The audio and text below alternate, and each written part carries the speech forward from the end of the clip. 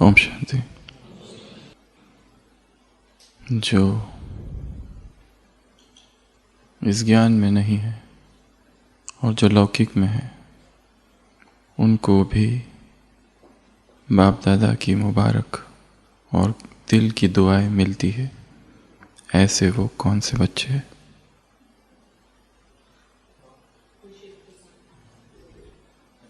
जो ज्ञान में नहीं है, जो लौकिक में है, संसार में है। ऐसे वो कौन से बच्चे हैं, ऐसी वो कौन सी आत्माएं हैं जिनको बाप की दिल की दुआएं और बहुत बहुत मुबारक मिलता है। सच्चे भगत जो दुआएं देते हैं, जो सहयोगी है, जो पवित्र है, जो भक्त है, जो सन्यासी है और जो भावना से भक्ति करते हैं और जो सच्चे है और साफ दिल है और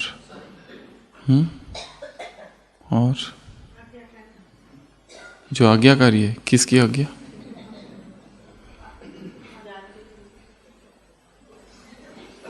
कल की अव्यक्त वाणी।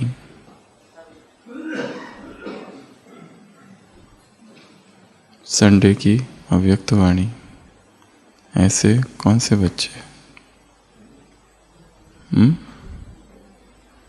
जो ब्रह्मचर्य का पालन करते हैं, वो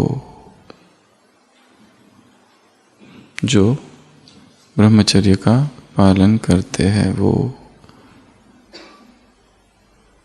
चाहे ज्ञान में हो या ना हो, बाप को अति प्रिय है। कौन सा व्रत लेने के लिए कहा है शिवरात्रि में? कल की अव्यक्त वाणी जो शाम को चली,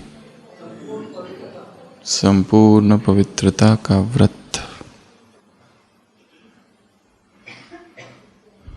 और बच्चों ने ऐसी कौन सी बात बाबा के सामने रखी कि जिससे ये व्रत कठिन होता है, और बाबा ने फिर अपना ही उदाहरण दिया। Look at me.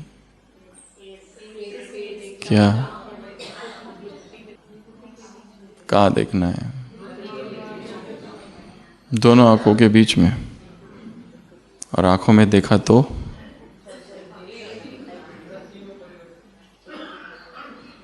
रास्ता खतरनाक है। मतलब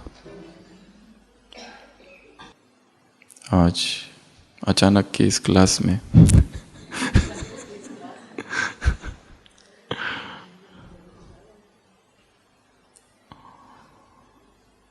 ब्रह्मचर्य के व्रत की चर्चा करेंगे। जैन धर्म में एक कथा आती है, बहुत प्रसिद्ध, शायद सुनी भी होगी सबने। राजीमती, अरिस्थनेमी और रथनेमी। रथनेमी और अरिस्थनेमी दोनों ही भाई है, राजकुमार है। राजीमती अरिस्थनेमी से प्रेम करती है, चाहती है उसको, और अपना विवाह प्रस्ताव लेकर जाती है। परंतु अरिस्थनेमी वैराग से युक्त है। उसे संसार से कोई मोह नहीं, संसार की कोई चीज़ उसे अच्छी नहीं लगती। वो तो तैयार है राजपाट सब कुछ छोड़ छाड़ कर तप करने के लिए, और वो उस प्रस्ताव को ठुकरा देता है और चला जाता है। एक महान योगी, महान मुनि बनता है। जब उसका भाई चला जाता है, रथनेमी को तो प्रेम ही पहले से ही है राजीमती से, और राजीमती राजकुमारी है। वो अपनी दासी को राजमती के पास भेजता है और कहता है, जाकर उसके सामने मेरी महिमा गाओ। और राजीमती जाती है। राजीमती के पास रथनेमी की दासी आती है और बहुत महिमा गाती है, प्रभावित करने की कोशिश करती है। परंतु राजीमती स्वयं योगिनी है, उसका प्रेम जो अरिथनेमी के प्रति था तो वो इसी कारण से था कि अरिथनेमी वैरागी है और वो उसके साथ रहना चाहती थी। परंतु वो देखती है कि अरिथनेमी तो चला गया परंतु उसका भाई ये क्या कर रहा है। इसलिए वो दासी के हाथ संदेशा भिजवाती है कि जाओ रथनेमी को कह दो कि रात को मेरे कमरे में आए और आते समय खीर लेके आए। रथनेमी बहुत प्रसन्न होता है। Proposal accepted. और वो जाता है। वो दोनों बैठते हैं, घंटों बातें करते हैं। उसके बाद में राजीमती कहती है तुम क्या लेके आए हो, मुझे नहीं खिलाओगे। वो उसे खीर देता है। राजीमती वो खीर लेती है, मुंह में डालती है और थूक देती है। और वो खीर का पात्र रथनेमी को देती है, कहती है खाओ। वो कहता है ये क्या कर रही हो तुम, मेरे जैसे सज्जन नोबल आर्यन व्यक्ति को तुम उल्टी की हुई खीर दे रही हो। वो कहती तुम मुझसे प्रेम करते हो ना। वो कहते हैं हाँ, पर उसका इससे क्या संबंध, तो तुम्हें मेरी हर चीज़ स्वीकार करनी चाहिए। वो कहता है, क्रोध में आ जाता है, ये कहता है मेरा अपमान है ये। राजीमती कहती है कि संसार में जो हम खाते और उल्टी करते हैं वो कौन खाता है। वो कहता है मनुष्य वो नहीं खा सकता, जानवर पशु खा सकते, कुत्ते बिल्ली। राजीमती कहती है कि मैं भी तुम्हारे भाई द्वारा वमन की हुई हूं, तुम मुझे कैसे स्वीकार कर सकते हो, तुम ये सोच भी कैसे सकते हो, कैसे विवाह प्रस्ताव भेज सकते हो।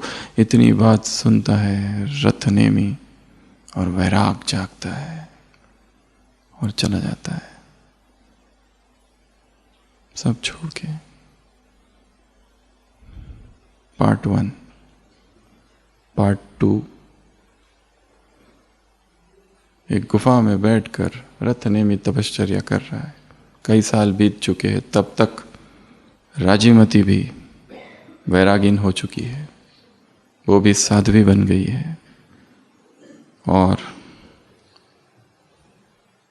ये कहानी महावीर के समय की है और स्वामी महावीर से मिलने गिरनार पर्वत पर जा रही है अपने साध्वियों के संग के साथ कि अचानक मौसम बदलता है, अंधेरा हो जाता है, आंधी तूफान आती है और राजीमती अकेली पड़ जाती है और राजीमती भीग जाती है और उसे पता नहीं चलता है। वो उस गुफा में प्रवेश करती है, उसे लगता है वहाँ कोई नहीं, अंधेरा है। वस्त्र गीले है, वो वस्त्र निकाल कर सुखाने के लिए टंगाती है और अचानक वो उसी गुफा में जाती है जहाँ पर रथनेमी तो बैठकर तपस्या कर रहा है। रथनेमी को पता नहीं है वहाँ कौन है कि अचानक बिजली कड़कती है और बिजली के प्रकाश में एक सेकंड के लिए उसकी देह पर दृष्टि पड़ती है और वो पहचानता है प्यार तो उसको पहले से है ही, था ही, परंतु अब दोनों ही तपस्वी है। शरीर पर दृष्टि पड़ी है, बिजली बाहर कड़की या हृदय में। अचानक राजीमती भी देखती है, वो अपने वस्त्र ले लेती है। रथनेमी कहता है इच्छा तो उसकी थी ही, क्यों ना हम भोग में समय बिताए और फिर सुबह भगवान से जाकर माफी मांगे और नई दीक्षा ले ले और फिर तपस्या आरंभ करे। तपस्वी दोनों हैं। एकांत में बैठकर रथनेमी कई समय से तपस्या कर रहा है, परंतु हृदय में वासना थी और यह अवसर आ गया और उसने चाहा नहीं था और यह अचानक आ गया। परंतु राजीमती तपस्विनी है, उसे चाबुक लगाती है उसे धर्म का उपदेश देती है, अपने कर्मों का उपदेश देती है, तपस्या का उपदेश देती है, और फिर उसके होश ठिकाने आते हैं। शास्त्र कहते हैं कि वो दोनों ही परम तपस्या कर कर परम पद को प्राप्त होते हैं। Unguarded movements.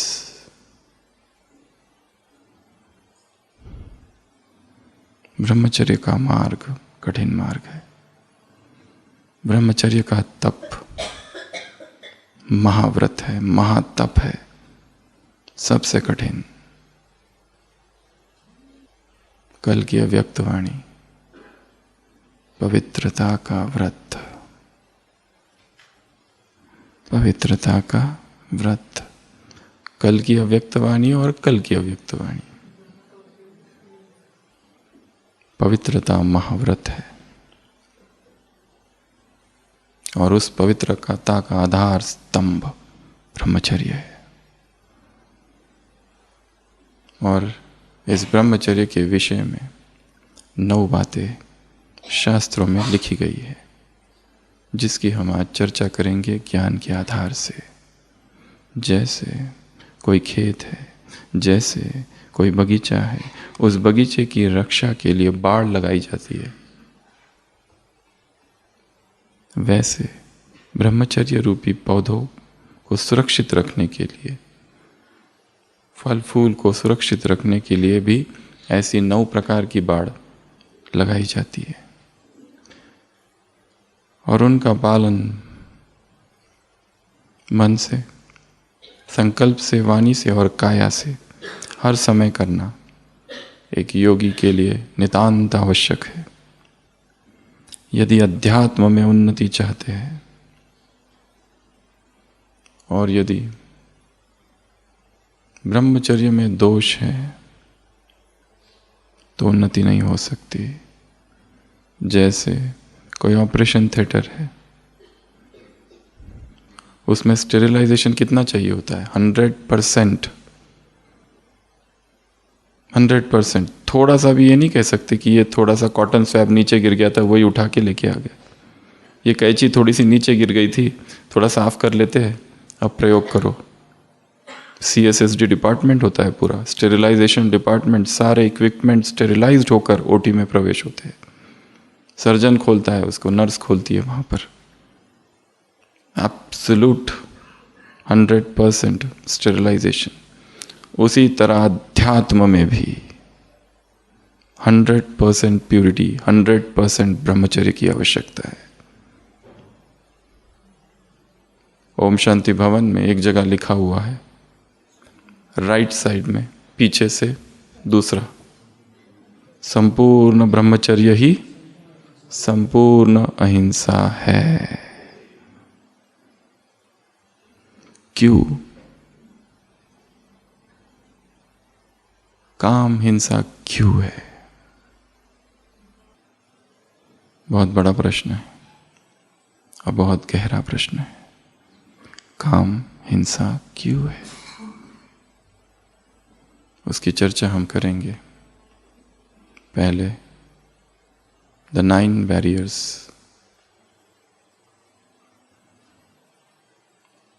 सबसे पहला, ये नियम उनके लिए है जो तपस्वी है, जो योगी है, जो मुनि है, जो साधु है, जो अध्यात्म में आगे बढ़ना चाहते हैं और तेजी से बढ़ना चाहते हैं, और कहीं ना कहीं अब्रह्मचर्य ने उन्हें रोक रखा है। पहला, ये लिखे तो गए हैं पुरुषों की दृष्टिकोण से, पर स्त्रियों के लिए भी उतने ही लागू है। पहला, स्त्री कथा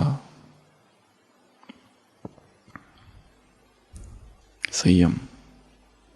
स्त्री कथा संयम या पुरुष कथा संयम। कल की अव्यक्त वाणी जो बीत गया, किसी में भी कोई विशेषता दिखाई देती है तो क्या समझो? प्रभु प्रसाद है, ईश्वरीय देन है, ईश्वरीय सौगात है। और सौगात प्रसाद जो होता है वो पर्सनल नहीं होता है। किसी में भी कोई भी गुण, ज्ञान, शक्तियाँ, कोई बोलता अच्छा है, कोई गाता अच्छा है, कोई कर्म अच्छा करता है, सेवा अच्छी करता है, किसी में कोई विशिष्ट गुण है, कला है, उससे प्रभावित होना और उसमें फंसना, उसकी कथा में रमन करना, वो अच्छा लगने लगना घातक है। आकर्षण उत्पन्न होगा। कुमारों के लिए उस दिन भी सुनाया था 3 नियम है। पहला, एकांत से बचना। दूसरा, अंधेरे से बचना। और तीसरा, अति परिचय से बचना, फैमिलियरिटी। ये तीनों ही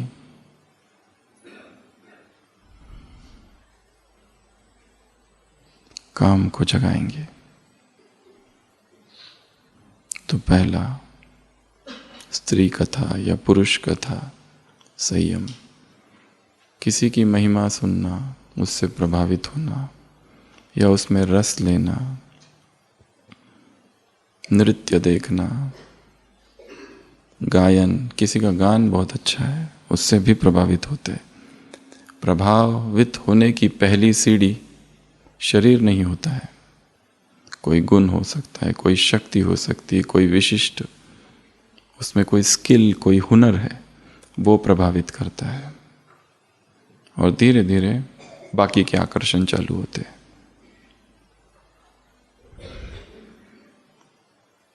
धीरे धीरे पॉजिटिवनेस आता है, तुम मेरी, मैं तुम्हारा। ये याद रखना है, मेरा इस संसार में किसी पर भी अधिकार नहीं है और किसी का मुझ पर अधिकार नहीं है, न मुझ पर न इस देह पर। ये पहली बाड़। दूसरी, स्मरण, स्मृति,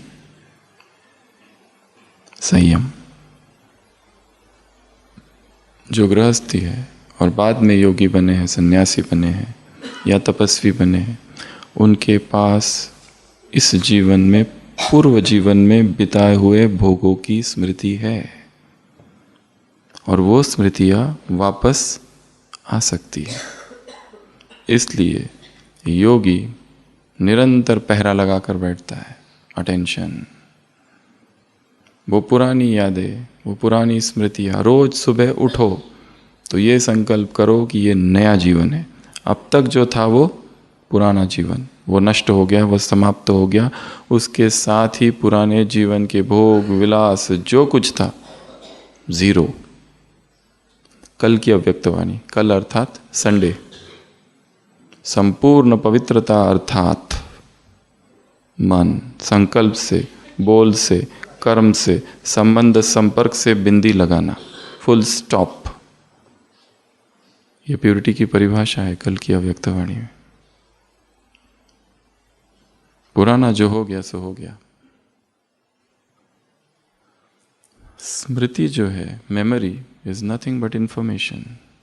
वो एक सूचना है और यदि किसी सूचना को बार बार याद किया जाए तो वो स्मृति पटल पर पक्की हो जाती है, ये सब जानते हैं। परंतु यदि कोई घटना को याद ही ना करो तो वो धीरे धीरे क्या हो जाती है, विस्मृत हो जाती है। उसी तरह से उनको याद ना करना, उनका वर्णन ना करना, ऐसे सारे ट्रिगर्स, ऐसी सारी उत्तेजनाएं जो उन स्मृतियों की तरफ हमें ले जाए, उन सब को हटा दो। वो सारी वस्तुएं, वो सारे कपड़े, वस्तु जो कुछ है जो पुराने भोग विलास की स्मृति दिलाते हैं, उन सबको क्या करना है, निकाल दो। Out of site is out of mind. आंखों के सामने ही चीज़ नहीं रहेगी तो याद कहाँ से आएगी? अगर आंखों के सामने कंटिन्यूअस है तो याद आती रहेगी। और ये मार्ग तो संपूर्ण पवित्रता का मार्ग है। इस जीवन से ही नहीं, जन्म जन्म आत्मा विकर्मों में रही या पवित्र जीवन में रही है।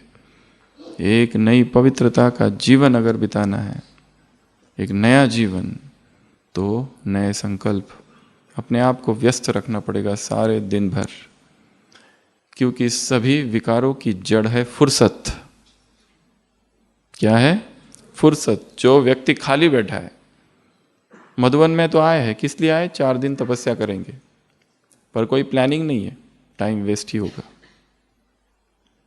यहां आ रहे हो तो किस प्लानिंग से? 1-1 मिनट की प्लानिंग चाहिए। यहां रुक रहे हो तो प्लानिंग चाहिए। अगर प्लानिंग नहीं तो यहां रुको या संसार में कहीं रुको, कोई ज्यादा प्रभाव नहीं होगा। यहां थोड़ी सी शांति की अनुभूति होगी बस, परंतु वो शांति तभी तक रहेगी जब तक यहां हो। यहां से जानते ही शांति गायब, क्योंकि वो शांति तुम्हारी नहीं, स्थान की थी।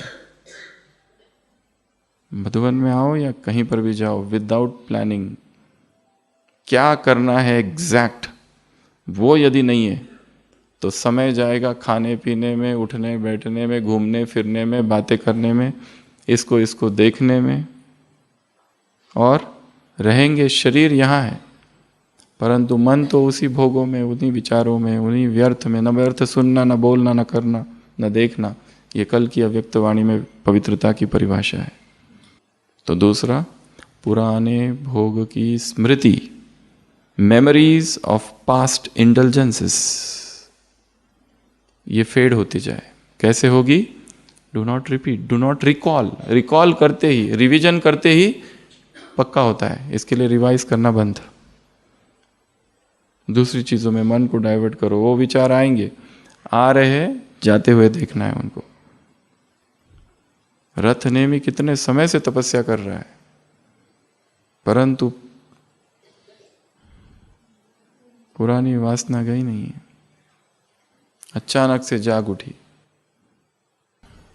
दूसरा, तीसरा,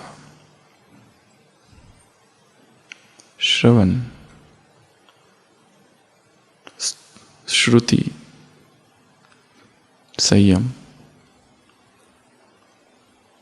ऐसे ऐसे गीत, ऐसी ऐसी आवाजें सुनना अंदर के विकारों को जगाएगी। इसलिए हम क्या सुनते हैं, किस तरह से सुनते हैं, वो सुनने में फोन पर हो रही बातें भी आ जाती है। Calls, chat, video chat. क्या सुना जा रहा है? सुनकर यदि खुशी हो रही है बहुत, और प्रभावित हो रहे हैं, जिसे हम प्रेम करते हैं, जिसके प्रति हम आसक्त हैं, उसकी कोई स्तुति करता है तो ज़्यादा खुशी होती है। परंतु उसकी कोई बदनामी करता है, उसके खिलाफ बोलता है तो क्रोध आता है। कल कहा ना, अभिमान, अपमान, अभिमान, तो क्रोध आएगा। बॉडी कॉन्शियस का मैं, ये बलि चढ़ाओ। क्या सुना जा रहा है? और सुनने के लिए हमारे पास बहुत सारी चीज़ें, क्लासेस है, गीत है, प्रकृति की आवाज़। सबसे अच्छी आवाज़ जो है, सबसे अच्छा जो म्यूज़िक है, अगर देखा जाए 3 ग्रुप है। सबसे पहले मनुष्य का निर्मित किया हुआ संगीत, बहुत सुंदर है। उसके ऊपर है प्रकृति का संगीत, और उसके भी ऊपर है आत्मा से ही अनहद नाद, आत्मा का ही संगीत। जो अंदर का संगीत सुन लेता है, उसे तो प्रकृति का भी संगीत सुनने की आवश्यकता नहीं, वो उससे भी पार निकल जाता है। योगियों को दिखा है कहाँ बैठकर तपस्या करते थे, गुफाओं के अंदर। वहाँ कौन सी आवाज़ थी? कुछ नहीं। बर्फ, हिमालय में कोई आवाज़ें नहीं है, क्योंकि जिसने अंतर्नाद सुन लिया वो उसी में रमन करता है, आनंद का अनुभव करता है। उसे बाहर के किसी गीत संगीत की आवश्यकता ही नहीं। कई बार मुरलियों में भी आता है, दोनों बातें आती है। वैसे तो उदास हो जाओ तो अच्छे अच्छे गीत रखने चाहिए, रिकॉर्ड रखो। और कभी कहते हैं गीत कविता संगीत से तुम्हारा कोई लेना देना नहीं है, तुम्हें तो आवाज़ से परे जाना है। वो भी सत्य है, ये भी सत्य है। निचली अवस्थाओं में वो सत्य है।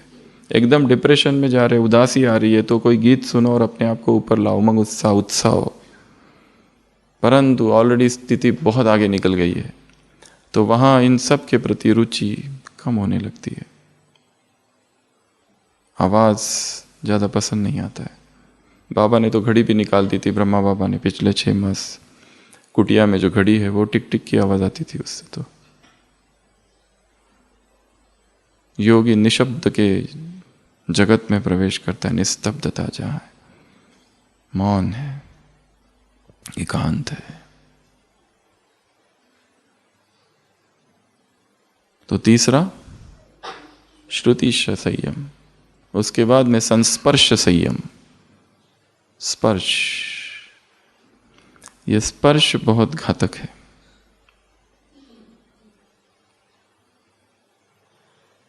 जैसे किसी के पैर में चोट लगी और वो डायबिटीज का पेशेंट है और उसने सोचा कुछ नहीं होता, ध्यान नहीं दिया।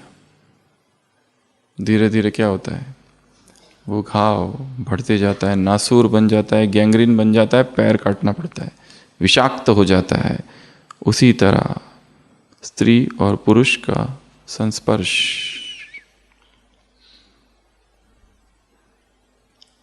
अध्यात्म जीवन को नष्ट कर देता है। कल की परसों की मुरली में था ना, अंग से अंग न लगे, स्टोरी की बात। स्वामी दयानंद सरस्वती गंगा तट पर बैठे हैं और ध्यान कर रहे थे। अचानक एक स्त्री वहां स्नान करती है, गीले बालों सहित आती है और चरणों को पकड़ लेती है। स्वामी जी, मैं आपकी शरण आई हूं। वो आंखें खोलते देखते, कहते माता, हे मैया, क्या कर रही हो? वहां से चले जाते और एक स्थान पर बैठते और अगले 3 दिन निर्जला, न खाना न पीना, उपवास में तपस्या करते बैठते। संस्पर्श, टच। गीता में लिखा है, all touch upon happiness is conducive to pain. जितनी भी स्पर्श से सुख अनुभव होता है, स्पर्श से प्राप्त सुख अंततो गत्वा दुख में परिणित हो जाता है। शुरुआत में वो अमृत के समान लगता है, बाद में वो विष बन जाता है। इसलिए एक है मां का स्पर्श, वो कैसा होता है, कितना शुद्ध होता है, कितना पवित्र होता है। एक डॉक्टर का भी स्पर्श होता है और उसका ध्यान शरीर की तरफ नहीं, डायग्नोसिस की तरफ होता है। स्पर्श कई प्रकार के, एक कामुक स्पर्श होता है जो पता पड़ जाता है। जैसी जैसी प्यूरिटी की लेवल बढ़ती जाएगी, दृष्टि का स्पर्श भी पता चलने लगेगा। स्पर्श,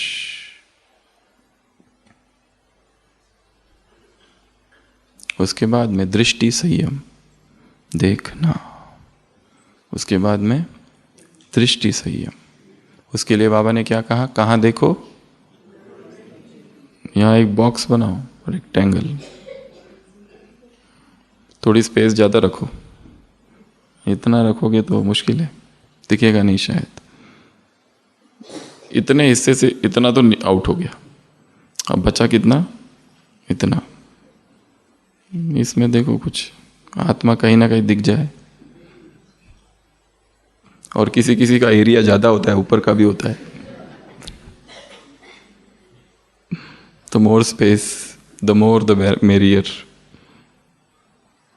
क्योंकि नीचे क्या है? खतरा।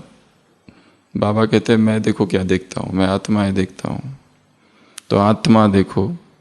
कैसे देखेंगे आत्मा को? स्टार रूप में।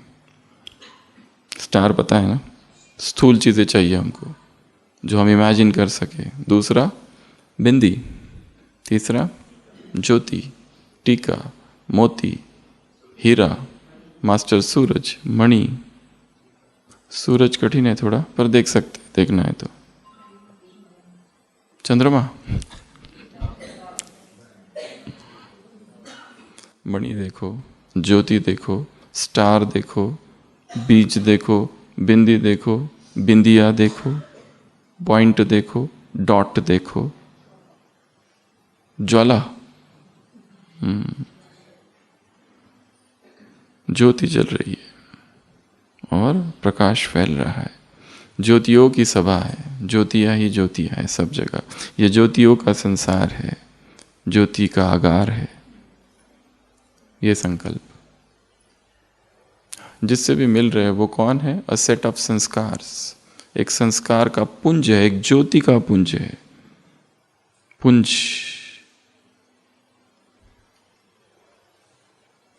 ये बहुत कठिन अभ्यास है, परंतु करते रहना है। और अभ्यास अर्थात स्किल, प्रैक्टिस चाहिए उसकी। बिना प्रैक्टिस के ये काम नहीं होगा, क्योंकि हमारी आंखें आंखों को देखना चाहती है। कितने हो गए? 5। अगला स्थान संयम। स्थान संयम,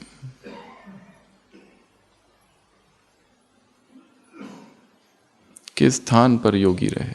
ऐसे स्थान पर रहे जो शांत हो, कोलाहल रहित हो, जहाँ के प्रकंपन बहुत शुद्ध हो, वायुमंडल बहुत शुद्ध हो। बाबा ने जगदीश भाई जी से कभी कहा था दिल्ली सेंटर के लिए कि सेंटर कहाँ हो? ऐसी जगह हो जहाँ पर दीवार विकारों की दीवारों से टच ना हो, विकारों के की जेब से एक पैसा भी खर्च ना हो सेंटर की निर्माण में, और तीसरा दिल्ली यूनिवर्सिटी के सामने हो। ये 3 बातें कही थी। आइडियल तो ऐसा प्लेस मिलना कठिन है वर्तमान समय की, जो प्रकृति के समीप हो, शुद्ध वायुमंडल हो, वहाँ पर कोलाहल रहित हो, शांत हो, अध्यात्म की तरंगे हो वहाँ पर। परंतु हम मास्टर सर्वशक्तिवान है, कल की अव्यक्तवाणी, आने वाले कल की, हम किसी भी स्थान को अपने संकल्प से पावन बना सकते हैं वहाँ रहकर। अगर मिल जाए ऐसा स्थान पहले ही तो बहुत अच्छा, परंतु यदि नहीं है तो हम किसी भी स्थान को पावन बना सकते हैं अपने संकल्पों से, अपने प्रेजेंस से, अपने एग्जिस्टेंस से, अस्तित्व से। कोई भी स्थान शुद्ध हो सकता है। इसलिए आपने देखा होगा कोई कोई स्थान होते हैं बहुत स्ट्रॉन्ग वाइब्रेशंस होते हैं वहाँ पर, बहुत स्ट्रॉन्ग, एकदम पता चलता है स्थान में कुछ है। हमें याद है हम दिल्ली में गए थे, वहाँ पर एक रिट्रीट थी और जंगलों के बीच बहुत प्राकृतिक स्थान में वो रिट्रीट थी। हार्डली कोई वहाँ से गुजरता था, रोड तो था पर कोई व्यक्ति वहाँ से गुजरता नहीं था। वहाँ पे एक आश्रम था, वहाँ कुछ लोग आए थे, हम भी थे। तो वो 2 बहनें थी वहाँ पर जो उसकी देखभाल करती थी। वो फिर वहाँ कोई एक आश्रम था, वहाँ लेके गई। और उस आश्रम में जैसे हमने प्रवेश किया, पहला कमरा तो ठीक था, अगला कमरा जो था उसमें इतने स्ट्रॉन्ग वाइब्रेशंस आए। हमने कहा यहाँ क्या है? जैसे एक एनर्जी फील्ड में प्रवेश किया तो उसने कहा कि यहाँ श्री औरबिंदो के रेलिक्स की अस्थियाँ यहाँ पर हमने दफना के रखी है। जब वो गए थे पौंडीचेरी में, तब वहाँ से लेके नॉस्टिक सेंटर, इग्नोस्टिक सेंटर्स होते हैं उनके, वहाँ उनकी अस्थियाँ है। तो कुछ कुछ स्थान ऐसे होते हैं कि जिसमें बहुत स्ट्रॉन्ग वाइब्रेशंस होते हैं, परंतु हमें वो वाइब्रेशंस तभी फील हो सकते हैं जब हम भी चेतना की इतनी सूक्ष्म स्तर पर है, उस हल्केपन में हम स्थित है, निर्विकारिता में है। तो ही प्रवेश करते ही इधर क्या है, उधर क्या है, ये स्थान जाते ही लगता है यहाँ बिल्कुल रहना नहीं है, हटो यहाँ से, जाओ, जल्दी से निकलो यहाँ से। श्री रामकृष्ण परमहंस को कोई भक्त भोजन लेके आया और कहने लगा खिला रहा हूँ आपको बहुत प्यार से। तो उन्होंने खाते ही उल्टी हो गई। पूछा ये क्या था? उन्होंने कहा ये श्राद्ध का भोजन था। उसके उनमें वो खाते नहीं है, परंतु तुरंत वाइब्रेशन आ गए उनको। वाइब्रेशंस बहुत सटल होते हैं, बहुत सूक्ष्म होते हैं। हम जहाँ बैठे हुए वहाँ पर वाइब्रेशंस छोड़ते हैं। इसलिए जैन मुनि और जैन आदमी हमारे ओपीडी में आते हैं, हम उनको बैठने के लिए कहते हैं, वो बैठते ही नहीं है। अगर कोई पुरुष 48 मिनट्स वहाँ बैठा है तो 48 मिनट्स का गैप चाहिए। 48 मिनट्स के बाद ही, 48 मिनट के बाद ही वो लोग बैठेंगे। जैन मुनि भी और जैन साध्वी भी, दोनों वो परमाणु छोड़ते, इतना ज़्यादा ब्रह्मचर्य का महत्व है दूसरे सभी धर्मों में भी। बौद्ध धर्म में, जैन धर्म, क्रिश्चियनिटी, कोई भी धर्म ले लो, हिंदुइज्म ले लो। स्वामी रामा तीर्थ ने पूरी की पूरी बस, वो पूरा इतना बड़ा वो ट्रक था, बस था, उसको रोक दिया किससे? ब्रह्मचर्य की शक्ति से।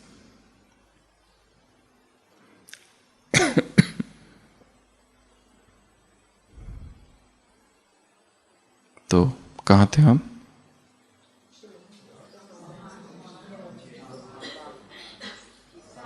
स्थान। योगियों को उन स्थानों पर, स्त्री को या पुरुष को, उन स्थानों पर नहीं रहना चाहिए, ऐसा कहा गया है जहां बहुत स्त्रियां है या जहां बहुत पुरुष है। एक। दूसरा पशु, और तीसरा नपुंसक। जो नपुंसक होते हैं उनमें काम वासना बहुत अधिक होती है, बहुत ज्यादा। Neutral genders. इसलिए योगियों को मना है जो नपुंसक होते उनके स्थानों पर रहने के लिए। पशुओं में मोह हो जाता है, आकर्षण हो जाता है, प्यार हो जाता है। पेट किड्स, पेट एनिमल्स। जड़ भरत की कहानी है भागवत में। सारा राजपाट छोड़कर राजा भरत तपस्या करता है, परंतु अंत में देखता है एक दिन एक हिरनी है, उसने बच्चे को जन्म दिया, हिरनी मर गई, बेचारा छोटा सा बच्चा, कौन देखेगा? इसको दया आती है। संत हृदय नवनीत समाना, मक्खन जैसा हृदय है, करुणा से भरा हुआ है, प्रेम से भरा हुआ है, और उसको वो सोचता है इसका कोई नहीं है तो मैं इसके तरफ ध्यान रखूंगा। जब भी ध्यान में बैठता है अभी बस उस हिरन के बच्चे की याद आती है, और इतना मोह, इतना मोह, इतना मोह बढ़ जाता है कि लास्ट में शरीर छोड़ता है तो हिरन की याद में, जबकि सारा संसार छोड़कर वो आ चुका है। राजपाट छोड़ दिया, पत्नी को छोड़ दिया, बच्चों को छोड़ दिया, परंतु उसकी मृत्यु मोहग्रस्त स्थिति में हुई। इसलिए अगले जन्म में दिखा है वो जड़ भरत के नाम से जन्म लेता है, बिल्कुल प्रभावित नहीं होता है। कोई वो दूसरी कहानी है लंबी, जड़ भरत की कहानी पढ़ सकते हैं भागवत की। अब प्रभावित कोई चीज़, क्योंकि उसने एक गलती पहले कर दी थी। I don't want to repeat the same, फिर से मुझे वो गलती रिपीट नहीं करनी है। इसलिए स्थान का बहुत महत्व है, किस स्थान पर हम रहते हैं, किस तरह के प्रकंपन है। और वर्तमान तो हम देखते हैं सब लोग जो रहते हैं भीड़ भाड़ में रहते हैं, मेट्रो सिटीज़ के बीच में रहते हैं, सबको आइडियल प्लेस आबू जैसी जगह संसार में कहीं नहीं है। Pollution free, toxin free, population भी कम, पर्वत ही पर्वत, और प्रचंड प्राण ऊर्जा सब तरफ। परंतु सबको ऐसा स्थान शायद ना मिले। परंतु जहाँ भी हम रहते हैं लक्ष्य रखो, एटलीस्ट उस घर को हम कैसा रखें? सबसे पहले तो स्वच्छ रखें। जो भी पुरानी चीज़ें, पुरानी वस्तुएं 6 मास में जिनका प्रयोग नहीं किया उनको हटाते जाओ। जैसे कहते हैं ना, ऐप्स कई सारे डाउनलोड करके रखते हैं मोबाइल में, यूज़ करते नहीं यूज़ कर रहे हो, अनइंस्टॉल। उसी तरह घर में इतनी अलमारियां हैं, इतने सारी चीज़ें हैं, बंद है कई महीनों से, खोल के भी नहीं देखते। अमृत वेले थोड़ा निरीक्षण करना अपने किचन का, अपने बेडरूम का, लिविंग रूम का, अपने स्टोर रूम का, और अभी से जाने से पहले प्लानिंग बना के जाओ कौन कौन सी चीज़ें निकाल कर किस किस को दे देनी है। थोड़ा दान पुण्य भी करो, बहुत माल है अंदर। एक व्यक्ति था जिसका घर के पीछे एक झाड़ था, और वो झाड़ की टालियाँ ऐसी सड़क पर आती थी, बड़ा झाड़ था। तो जो सड़क के लोग वहाँ से व्हीकल जाती थी वो उससे कहते थे कि रिक्वेस्ट करते थे कि इसको हटाओ। वो कहता नहीं हटाऊंगा, बिल्कुल नहीं हटाऊंगा। उसके मुझे कई सालों के बाद ये जो झाड़ है, इसके जो ट्रंक है, इससे मुझे बहुत पैसे मिलेंगे। मैं रुकूंगा, 10 साल रुकना पड़े, 20 साल रुकना पड़े, मुझे ढेर पैसे मिलेंगे, ये झाड़ को और बड़ा होने दो। पर लोग कहते थे कि हमें दिक्कत हो रही है, हमारी गाड़ियाँ निकलती नहीं वहाँ से। वो कहते वो सब मुझे नहीं पता, झाड़ मेरा है, मेरे घर से निकला हुआ है, मैं नहीं हटाऊंगा। वो नहीं हटाता है। 20 साल गुजर जाते हैं और कोई कारण से उसकी मृत्यु हो जाती है। उसके घर वाले उसी झाड़ को काट कर जलाने के लिए वो यूज करते। एट लास्ट यूज तो हुआ। तो हमारे पास भी ढेर वस्तुएं हैं अभी। एक बार अपने शू रैक को एनालाइज करो, कितनी जूते और सैंडल और चप्पल उसमें है। थोड़ा अपना साड़ियाँ कितनी है देख लो, बहुत माल है। क्या कर दो उनको, दे दो। अब परिग्रह, स्टोर नहीं करना है बहुत चीजों को, स्थान को पावन करना है। अपने घर की एक एक दीवार को अमृत वेला सकाश दो, अपने घर के एक एक बर्तन को अमृत वेला सकाश दो, अपने बेडरूम को सकाश दो, अपने बेड को सकाश दो। बड़े विकर्म हुए हैं। चित्र जो है वो सब को चेंज कर दो, कंप्लीट चेंज। लक्ष्मी नारायण का चित्र रखो और उसके सामने बैठकर क्या बोलो अपने आप से, ओहो। क्या बोलेंगे उससे पहले? फिर से बोल के दिखाओ, अच्छे से बोलो जरा। ओहो, ये कौन है? मैं। ऐसा वाला एकदम लाइव चित्र दिखना चाहिए और उसको देखते रहना। उसमें और मुझ में क्या है अंतर? वो कितना हेल्दी, न दवाइयाँ, न बीपी, न शुगर, न मोटापा। और मैं ऐसा क्यों? ऐसा वो क्या कर रहे हैं जो मैं ऐसा बनूं? सब तरह से देखो, शरीर से भी देखो, उसके बाल देखो।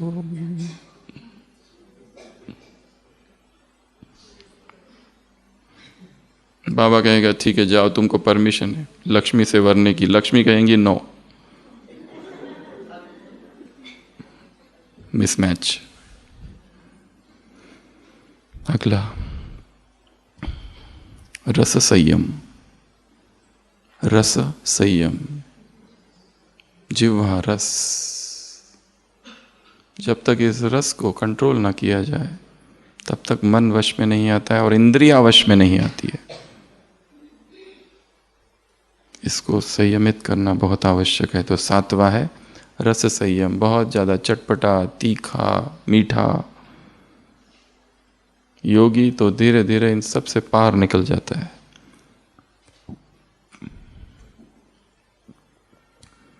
उनका प्रभुत्व हम पर नहीं, हम स्वतंत्र हैं, वो हमें गुलाम नहीं बना सकते। छटोरापन, खाऊं खाऊं, पेट में बलाऊं, दिन रात भोजन की चिंता, चिंतन, क्या खाना है, क्या खाना है, क्या खाना है। दिन रात चरते रहते हैं, फिर भी पेट तो भरता ही नहीं। वैसे भी द्वापर से अब तक किसका पेट भरा है? पेट का तो स्वभाव ही है अतृप्ति। कितना भी दो उसको, दोपहर में फिर ठक ठक ठक, थोड़ा खा लो फिर ठक ठक ठक। कितना भी खिलाओ कभी पेट नहीं भरता उसका। पेट में कितनी चीजें जाती है फिर भी खाली रहता है। चमत्कारिक है। जाता कहाँ है पता नहीं चलता है।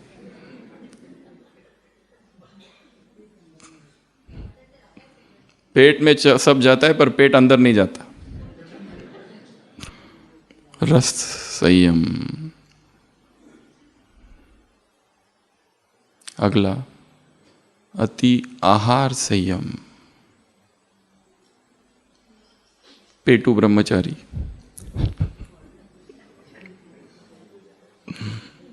लाचारी ब्रह्मचारी। अति आहार, ठूस ठूस के खाना। पेट प्लास्टिक बैग की तरह है, वो फैलता है और सारी ऊर्जा वहाँ जाती है। और ऊर्जा अधिकतर डाइजेशन में, पाचन में लगी रहती है, कभी मुक्त ही नहीं होती है पाचन शक्ति। इसलिए बीमारियां घेरती है और शरीर की शक्ति का स्खलन होता है। विरज स्खलन, वीर्य स्खलन। वीर्य संरक्षण ब्रह्मचर्य की परिभाषा है। वो सारे कारण जिससे ऊर्जा शरीर से बाहर जा रही है, रोकना अर्थात ब्रह्मचर्य।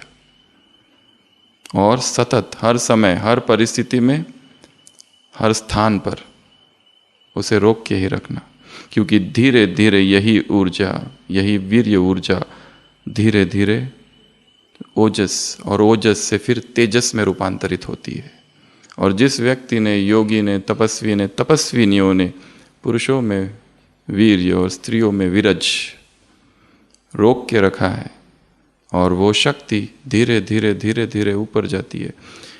योगी लोग दिखाए हैं संसार में स्नान नहीं करते, पर उनके शरीर से दुर्गंध नहीं आती है। क्यों?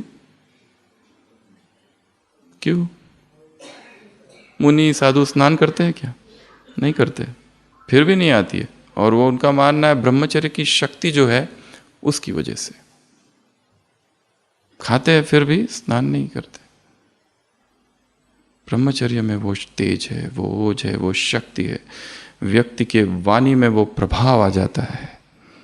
दो व्यक्ति समान रूप से बोलते हैं, पर एक की वाणी में कुछ आकर्षण है, एक अजीब सा नशा है। शब्द ऐसे भेदते हैं हृदय को। वही सारे शब्द दूसरा व्यक्ति कहता है, परंतु वो नहीं कर पाते। क्यों? स्पीच में जो पावर है, the power of speech is the power of ब्रह्मचर्य। तो अति भोजन का त्याग, कम से कम, जितना हो सके कम। अपने शरीर को आदत डालनी है। वो एक दिन में नहीं होगा, धीरे धीरे धीरे धीरे धीरे धीरे करते रहते होगा। और